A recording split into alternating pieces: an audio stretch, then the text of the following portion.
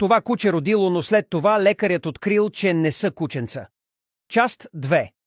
Вероника, ветеринарен лекар, намерила 6-годишното куче Луна в напреднала бременност в кутия пред приюта за животни.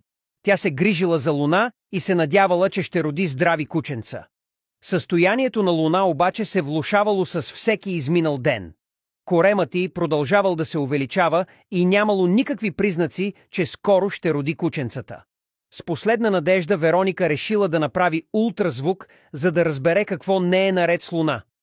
И в момента, в който получава резултатите от лабораторията, тя била абсолютно шокирана.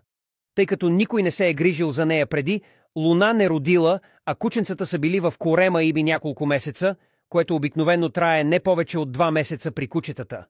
Според лекарите, е чудо, че кученцата са били все още живи след толкова дълго време, тъй като те е трябвало да са недохранени отдавна.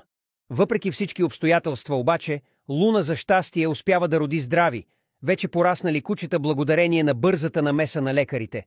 Ако ви харесват подобен тип видеа, не забравяйте да споделите видеото и да се абонирате за профила ни.